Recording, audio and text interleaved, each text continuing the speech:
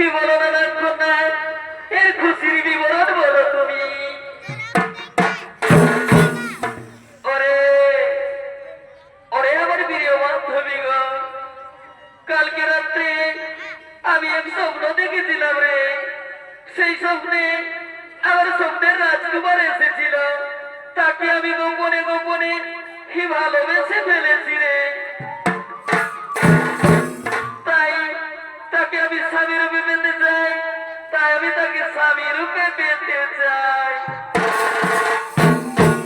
হে কি, হে কি রাজকন্যা, স্বপ্ন কোনদিন সত্যি হয় না রাজকন্যা, সেই স্বপ্নে তুমি ভেসে যেও না। হরে হরে আমার প্রিয় বান্ধবীগণ, সেই স্বপ্নকে সত্যি করার জন্য আমি কঠোর শিব ঠাকুরের আরাধনা করব এবং তাকে প্রসন্ন করে তার কাছ থেকে চেয়ে নেব আমার মনস্কামনা যাতে পূর্ণ হয়। হে নাগকন্যা, তাহলে তুমি তাই করো, আমরা গঙ্গা নদী হয়ে ফিরে আসি। নাগকন্যা, আমরা গঙ্গা নদী হয়ে ফিরে আসি। হরে আমার প্রিয় বান্ধবীগণ, তোমরা তাড়াতাড়ি ফিরে এসো, কিন্তু তোমরা তাড়াতাড়ি ফিরে এসো কিন্তু।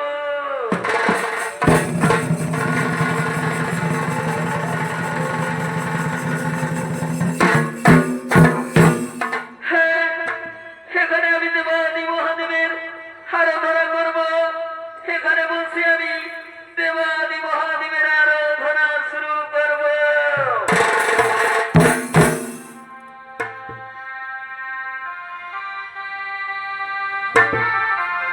নমো শিবায়, নমো শিবায়, নমো শিবায়।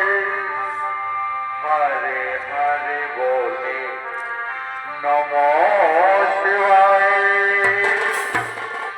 নমো শিবায়, নমো শিবায়। হর হর মহাদেব নমো শিবায়,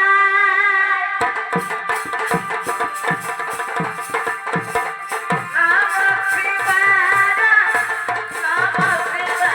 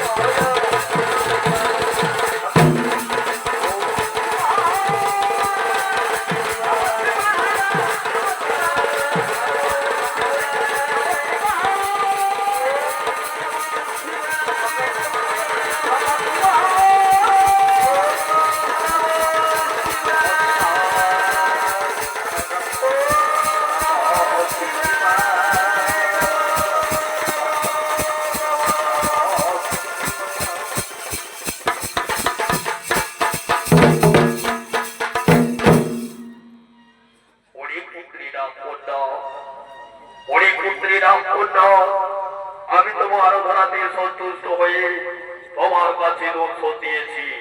চোখ খুলেছে দেখো পুত্রী, আমি তোমার আত্মদেবতা।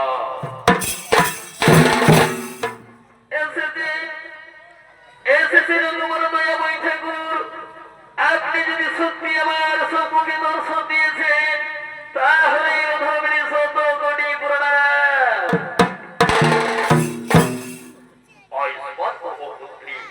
কি বলো পুত্রী, বলো তবু কি বড় বাচ্চা, আমি তবু বড় বাচ্চা নিশ্চয়ই করিব পূরণ। হ্যাঁ প্রভু, কালকে রাত্রে আমি এক স্বপ্ন দেখেছিলাম। সেই স্বপ্নে আমার স্বপ্নের রাজকুমার এসেছিল। সেই স্বপ্নের রাজকুমারকে আমি একদিনের জন্য স্বামী রূপে পাই। অনেক পুত্রী নাম পূর্ণ, নিশ্চয়ই হইবে তোমার পরমাল সোনা। এই আমি আশীর্বাদ করলাম পুত্রী, এই আমি আশীর্বাদ করলাম। আয়ুষ্মান ভব, আয়ুষ্মান ভব পুত্রী, আয়ুষ্মান ভব পুত্রী। তবু পরমাল সোনা নিশ্চয়ই হইবে পূরণ। এবার আমি আসছি পুত্রী, এবার আমি আসছি, এবার আমি আসছি।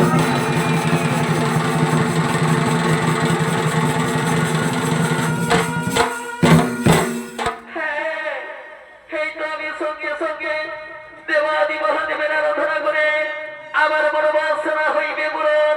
কোথায় কোথায় আমার প্রিয় বান্ধবীগণ, তোমরা এই মুহূর্তে তাড়াতাড়ি করে আগমন। কোথায় কোথায়?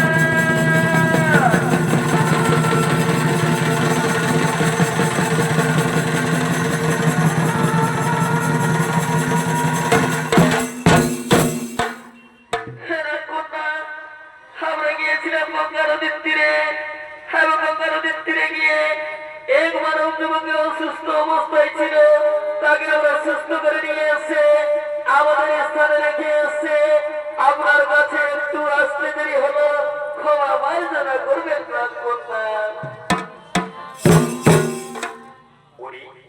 হরে হরে আমার প্রিয় বান্ধবীগণ, সেই মানব যুবক দেখতে কেমন মেয়ে?